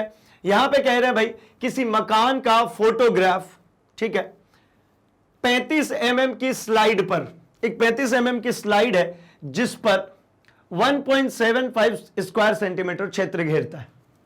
स्लाइड को किसी स्क्रीन पर प्रक्षेपित किया, मतलब वो जो स्लाइड थी उसको मैं किसी स्क्रीन पे अगर दिखाता हूं, तो और स्क्रीन पर मकान का क्षेत्रफल 1.55 स्क्वायर मीटर है, तो प्रक्षेपित पर्दा व्यवस्था का रेखीय आवर्धन क्या होगा? तो देखिए, रेखीय आवर्धन के लिए मैं अगर सिंपली फॉर्म आपको सिखाऊं, तो रेखीय आवर्धन होता है भाई अंडर रूट ऑफ क्षेत्रीय आवर्धन, अंडर रूट ऑफ क्षेत्रीय आवर्धन। क्यों भाई? क्योंकि क्षेत्रफल निकालते तो स्क्वायर्ड होता है।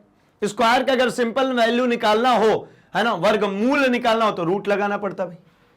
लेकिन मुझे रेखीय आवर्धन की बात ना करते हुए थोड़ी सी बात अभी करनी है कि मुझे इसका आवर्धन ही निकालना है। कौन सा? क्षेत्रीय आवर्धन, तब तो हम बात करेंगे।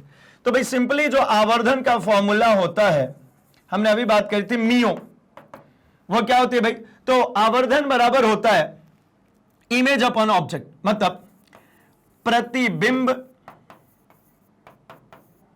प्रतिबिंब का क्षेत्रफल। यहां क्षेत्रफल की बात है तो क्षेत्रफल लिखता हूं बेटा में वस्तु का क्षेत्रफल, वस्तु का क्षेत्रफल। अब इस फॉर्म से अगर मैं लिखना चाहूं तो देखिए क्या हो सकता है गिवन है कि मकान का फोटोग्राफ है ना 35 mm स्लाइड पर 1.75 स्क्वायर सेंटीमीटर के जगह घेरता है, ठीक है ना। मतलब इसका पहला जो क्षेत्रफल है किसका भाई, तो ये ऑब्जेक्ट हो गया, जो हमारे स्लाइड पे है वो ऑब्जेक्ट है, और जो दीवार पे प्रक्षेपित हो रहा है वो इमेज है, ठीक है ना। तो मैं इसको लिखता हूं स्लाइड, ठीक है, स्लाइड का क्षेत्रफल। स्लाइड का क्षेत्रफल कितना है भाई, तो 1.75 स्क्वायर सेंटीमीटर। और अगर इसको दीवार पे करें, है ना, तो स्क्रीन है बेसिकली, पर्दा है, तो पर्दा पर क्षेत्रफल। अच्छा, इसको स्लाइड पर लिख दो, स्लाइड पर है, तो ये 1.55 स्क्वायर मीटर। क्या है भाई, 1.55 स्क्वायर मीटर। तो अगर मैं यहां से आवर्धन कैलकुलेट करूं तो ये कितना हो जाएगा भाई, तो इसका आवर्धन निकल जाएगा कि जो इमेज बन रही, इमेज मतलब क्या, पर्दा पर क्षेत्रफल बटा में स्लाइड पर क्षेत्रफल। अब अगर यहां से बात करें पर्दे पर क्षेत्रफल की तो 1.55, ठीक है। अब ये किस में है भाई, तो स्क्वायर मीटर में, किस में चल रहा है, स्क्वायर मीटर में। तो स्क्वायर मीटर को अगर चाहूं तो मैं सेंटीमीटर में कन्वर्ट करके ले आ सकता हूं क्या, तो भाई कर लेते हैं सेंटीमीटर में, कितना हो जाएगा 10 टू द पावर 4। मैं सीधे लिख देता हूं, क्यों लिख दिया 10 टू द पावर 4, क्योंकि ये कितना होता है, अगर इसको करेंगे तो भैया 100 सेंटीमीटर का 1 मीटर, तो 100 इंटू 100 10 टू द पावर 4, 100 मतलब 10 टू द पावर 4, एक और 100 मतलब 10 टू द पावर 4, मतलब सॉरी 10 टू द पावर 100 मतलब 10 टू द पावर 2, स्क्वायर है ना, दो बार करेंगे तो 4 अपॉन में 1.75, ठीक है। ये मुझे मिल जाएगा क्या, ये मुझे क्षेत्रीय आवर्धन मिल जाएगा, क्षेत्रफल का आवर्धन मिल जाएगा। ये आवर्धन कौन सा मिल रहा है भाई, तो ये क्षेत्रीय आवर्धन है। अब मुझे चाहिए क्या, रेखीय आवर्धन। तो रेखीय आवर्धन का फॉर्मूला क्या होता है भाई, तो रेखीय आवर्धन का आपको फॉर्मूला दिख रहा है अंडर रूट ऑफ क्षेत्रीय आवर्धन, मतलब इसको किस में ले चले, इसको अंडर रूट में, यानी 1.55 into 10 to the power 4 upon 1.75, क्या मिला, अपॉन 1.75। इसको सॉल्व कर लें अगर, तो ये हमें मिल जाएगा कितना भाई, ये दोनों डेसिमल से ये वाला डेसिमल गायब हो जाएगा, दो डिजिट के पास में था, तो ये हो जाता है हमारा 94.1, ठीक है। रेखीय आवर्धन कितनी आ गई, 94.1। अच्छा, इसमें कुछ हम यूनिट लिखेंगे क्या, तो भाई बिल्कुल नहीं, इसमें कोई यूनिट नहीं आएगा। कारण क्या है, तो कारण बस इतना सा है कि आवर्धन क्या है, देखिए क्षेत्रफल बटा में क्षेत्रफल। आवर्धन हमारी एक जो है अनुपात है, और अनुपात की कोई इकाई नहीं होती, तो कितना आ गया 94.1, इसका फाइनल आंसर हो गया, ठीक है भाई। चाहे तो आप इसका स्क्रीनशॉट रख सकते हैं। बढ़ेंगे अपने अगले क्वेश्चन नंबर 10 पे, और 10th क्वेश्चन भैया बड़ा ही सिंपल सा है, बहुत ही आसान सा है। इससे सिंपल क्या ही क्वेश्चन हो सकता है। क्या कह रहे भाई, निम्नलिखित में सार्थक अंकों की संख्या लिखिए। अभी कोई बात हुई, सार्थक अंक लिखनी है भैया। सार्थक अंक हमको रूल पता है, क्या क्या रूल्स है भाई, तो उस रूल के अकॉर्डिंगली चलिए एक एक में डिस्कस करते चलो। एक ही बात करते हैं, तो 0.007 स्क्वायर मीटर। तो क्या कहता है भाई ये रूल, ये कहता है रूल की भाई कोई भी नॉन जीरो डिजिट के बीच में, ठीक है ना, अगर यहां पे कोई नॉन जीरो डिजिट होता है, इसके बाद दशमलव लगा के जीरो आते तो गिनते। अगर दशमलव के दोनों ही तरफ, मतलब ये इधर के साइड में कैसा है, नॉन जीरो, सॉरी जीरो है, दशमलव के इधर क्या है, जीरो है, और ये भी जीरो है, तो ये जीरोस काउंट नहीं होते। तो पहला डिजिट कौन है मेरा सार्थक, तो ये है 7। तो इसमें सार्थक अंकों की संख्या कितनी है भाई, तो ए में सार्थक अंकों की संख्या है 1। बी की बात करते हैं, बी में अगर हम बात करते हैं तो इसमें सार्थक अंकों की संख्या, तो देखिए जो अभी लॉ हम बात करते हैं उसको, तो 10 टू द पावर को कुछ भी गिनती में नहीं लिया जाता। 10 की पावर 24 जो लिखा है इसको काउंटिंग में नहीं लेते हैं। इसीलिए हम कहते हैं कि हमारा जो स्टैंडर्ड फॉर्म है वो ये होता है कि लेफ्ट हैंड साइड से एक नॉन जीरो डिजिट, जीरो था नहीं गिना, नॉन जीरो डिजिट छोड़ करके डेसिमल को प्लेस करना होता है, वो भी कहां से, बाएं तरफ से, और बाकी सबको कहां 10 की पावर में ले जाइए, जो भी जीरोस है नॉल है सबको 10 की पावर में, क्योंकि उनकी कोई गिनती ही नहीं है। तो यहां पर 10 की पावर 24 खत्म हो गया, मतलब यहां पर कितने डिजिट्स काम के बचे, तो ये तीनों ही काम के हैं। तो 2.64 मतलब 1 2 3, यानी कुल कितना सार्थक अंक है 3। चलिए हम बात करते हैं अब सी की।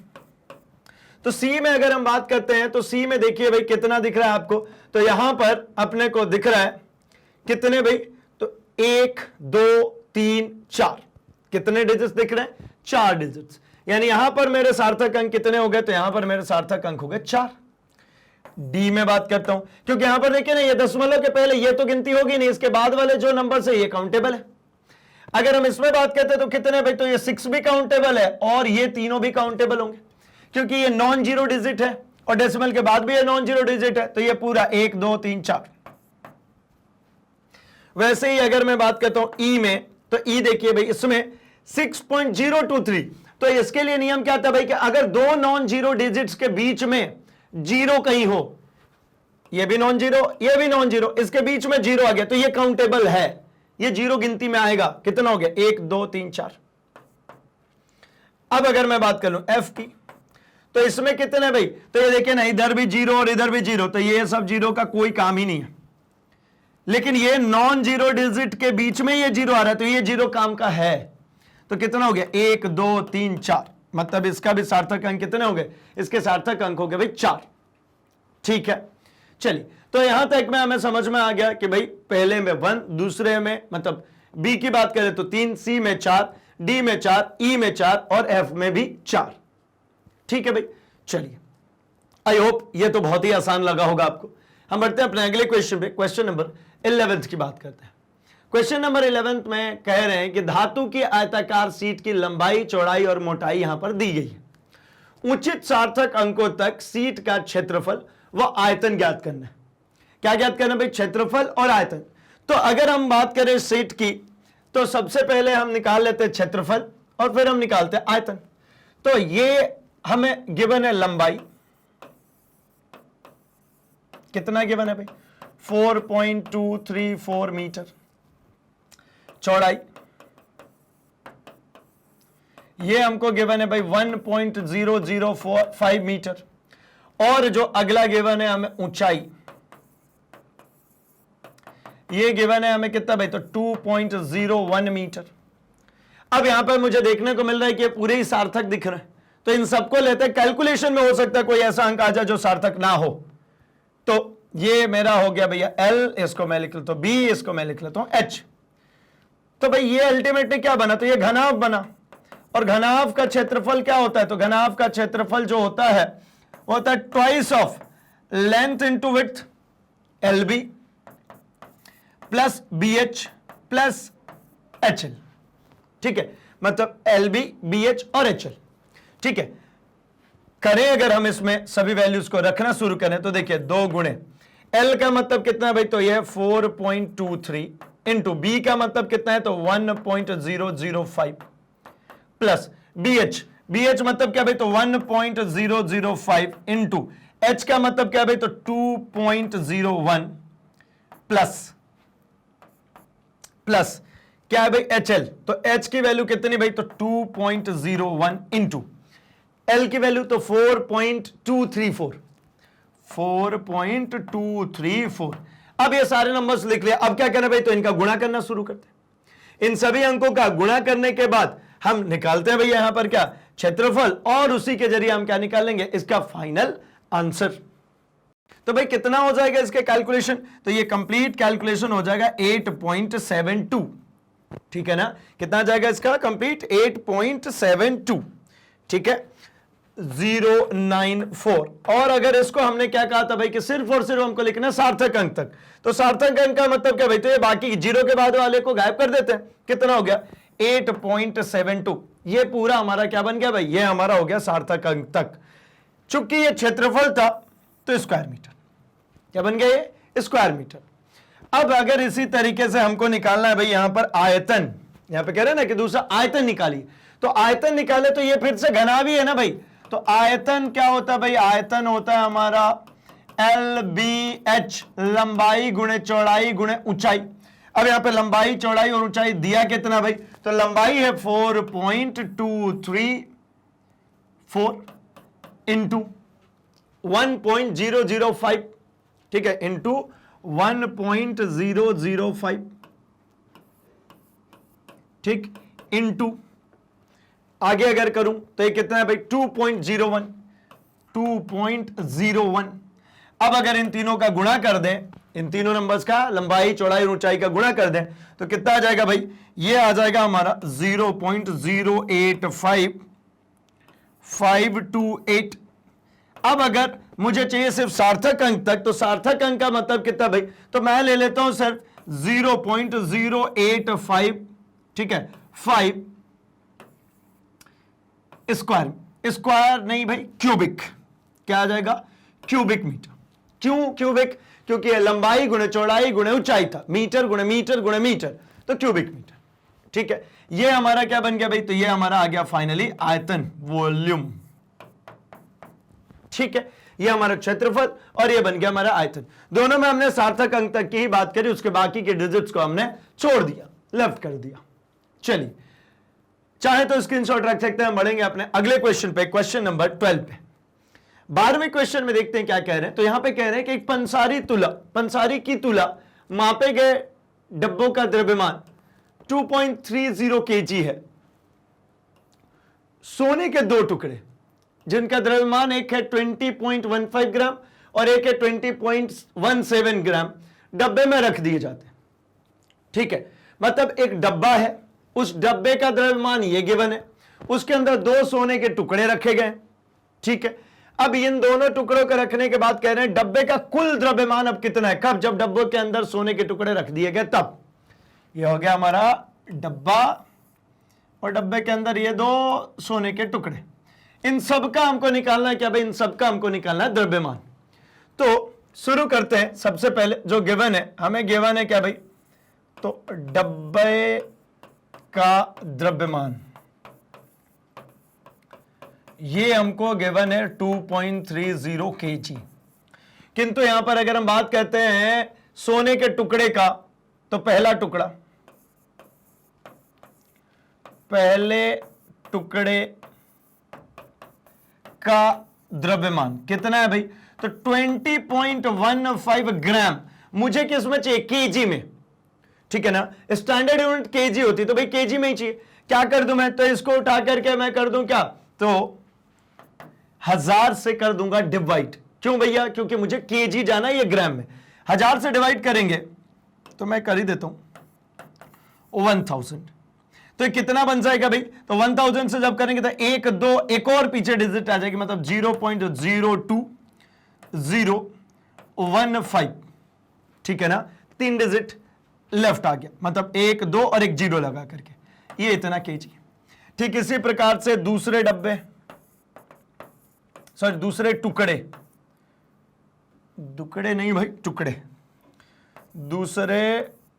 टुकड़े का द्रव्यमान अगर मैं निकालता हूं तो मुझे कितना मिलेगा? ये दूसरा टुकड़ा है 20.17 ग्राम, अपॉन मैं 1000 कर देता हूं इसके लिए भी, तो 0.02017 ग्राम। ठीक है, ये हमको सॉरी केजी, ये हमको सब अब केजी मिल गया। अब हमको फर्स्ट क्वेश्चन के अनुसार, क्वेश्चन नंबर ए के अनुसार कहा जा रहा है कि डब्बे का कुल द्रव्यमान कितना है। तो डब्बे का कुल द्रव्यमान का मतलब क्या हो जाएगा भाई? तो इन सभी को उठा करके जोड़ दीजिए।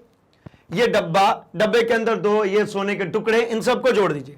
तो ये कितना हो जाएगा? 2.30 प्लस 0.02015 प्लस 0.02017।